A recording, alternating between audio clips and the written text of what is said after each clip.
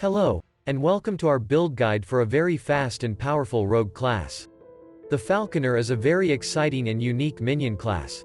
The main feature of this mastery is the Falcon, a loyal pet that accompanies you during all your adventures. You can have only one Falcon at a time, and you can command him to perform special attacks. To achieve high survivability, the build utilizes a high chance of receiving a glancing blow, which reduces the damage taken by 35%. You will also take significantly less damage while moving, which is almost all the time. The Falcon's hits will passively recover a lot of your health, and you can use the aerial assault skill for a burst of healing. In this build, you will use all three Falcon skills, but the main damage comes from the critical strike-based dive bomb. It causes your Falcon to soar up to the sky, just to dive back down on unsuspecting enemies, dealing high damage in the area. While the Falcon performs a major role in this build, your actions are not to be undervalued. Anytime the explosive trap detonates, the Falcon will gain a 3% damage penetration, and recover a small amount of remaining cooldowns. You can convert your traps into a spammable bow skill that explodes instantly when it touches the ground. This setup has a lot of benefits. The Falconer offers a very unique minion archetype that allows for active and engaging gameplay, unlike any other in this genre of games. The skill set of this mastery class is very versatile and exceptionally good in every situation. You can use this setup to quickly farm corruption levels in monoliths or hunt bosses. The cooldown of your main ability, Dive Bomb, can be lowered via proper usage of other skills, which feels very rewarding to play if executed properly. You will have great defense, excellent health recovery, and your main abilities are instant casts which allow you to be constantly on the move. When playing this build, you should keep in mind the negatives too. Your own damage is quite low, as it is a minion build after all. The damage of your Falcon is also limited by the cooldowns, although they are rather short. Your mana recovery is not sufficient enough for endless skill spam unless you invest heavily into it. The emergency movement with the aerial assault can be slow and unreliable. You could replace it with the shift skill for a faster dash if it becomes too problematic.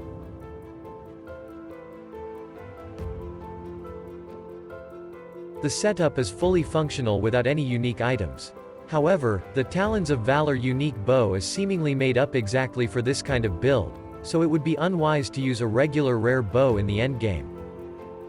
As mentioned, this bow is the ideal weapon for this build. It has a great critical strike chance, raises levels of all your main abilities, and lowers their cooldown when you land a critical hit. You can farm it in the Fall of the Outcasts timeline, as it often rewards you with bows. It is a minion build, so you will want to improve your minion damage and minion critical strike or multiplier. However, remember that the falconry passives transfer 75% of your damage and critical strike bonuses to your minion. The dexterity is also useful as it improves your damage and dodge. The critical strike avoidance is even more important than usual, as it grants a decent amount of critical strike multiplier for your Falcon. To improve your survivability, you should look for health, armor, and resistance.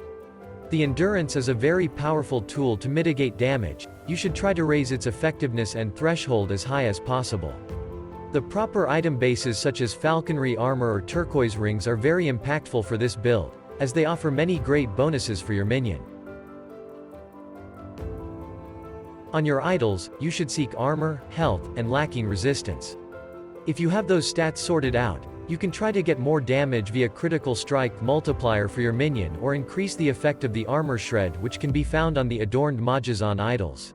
Getting more health instead of damage is recommended for beginning players. The start of the rogue passive tree is very defense-oriented. The steady hand grants you a decent amount of health and dexterity, which is your main attribute. The evasion is a very powerful passive skill that greatly reduces the damage you take while moving. All your glancing blows chance will be sourced from passives. The critical precision is a useful boost if you can't get enough crit chance on your gear. The majority of your points shall be spent in the Falconer skill tree. A single point into Ranger's Mark grants all your bow attacks a chance to buff your Falcon. You can get a 5% base critical strike chance for your pet if you spend 5 points on the Handler node. The Silver Shroud granted by the Coordinated Fate node will guarantee that the next hit you take will be dodged. The Finesse Them is a very valuable node that grants you a lot of crit avoidance and encourages you to stack that modifier even more, as it will boost the critical strike multiplier of your Falcon. After spending 3 points on the Strike Their Flank node, you will deal more damage to slowed enemies, which you can achieve via Smoke Bomb skill. The Draining Arrows will greatly improve your health sustain and attack speed. You can also pick the Wound Maker that allows you to apply critical vulnerability. It stacks only up to 10 times, but you can invest more points if you want it to ramp up faster.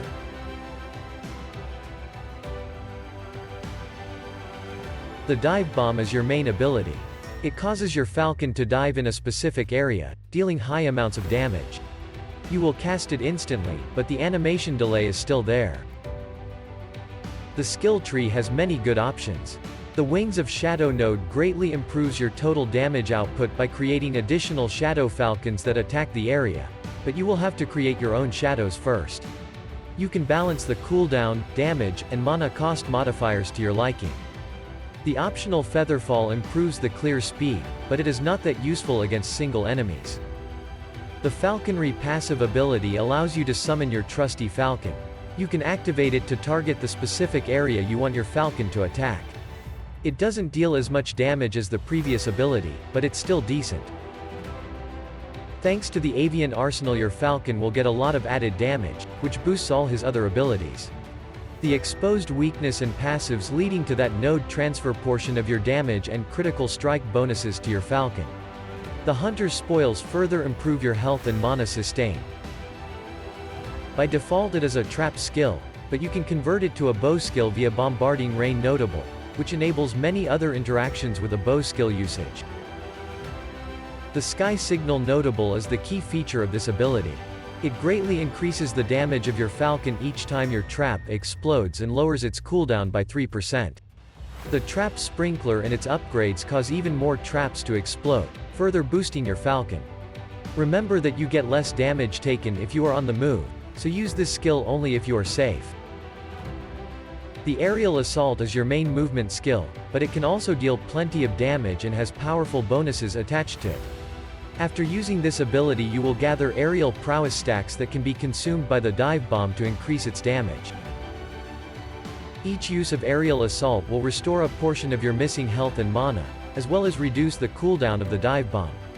The Aerial Prowess allows you to accumulate stacks that can be consumed by your other skills to deal more damage and restore some of your health.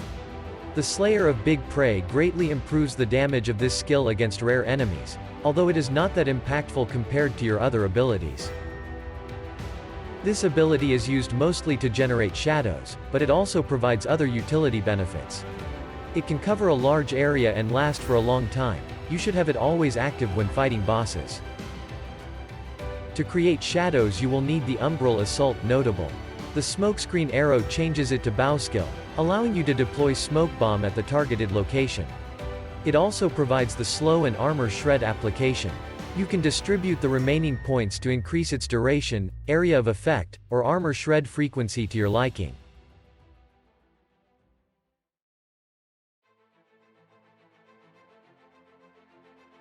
The Black Sun Timeline Blessing can grant you a lot of critical strike multiplier, but you should also consider picking up the critical strike chance if it's still low, or health if your damage is already good either way.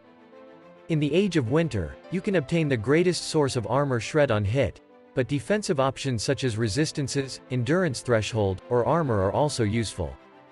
In the Spirits of Fire timeline you will have many good choices to take. You can boost your minion damage, or lean towards defensive bonuses such as endurance, flat armor, or lacking resistance. The Reign of Dragons offers you a lot of universally good options. You can pick bonuses to the resistances you lack the most, or take the critical strike avoidance, which also boosts the critical strike multiplier of your Falcon. The Ending the Storm is the least useful one. It can grant you some lightning resistance, or improve your maximum mana, which is slightly synergetic with the Coordinated Assault passive of your Aerial Assault skill. If you want to see more of our guides, consider leaving a like or subscribing to the channel. Have a good day, and see you next time.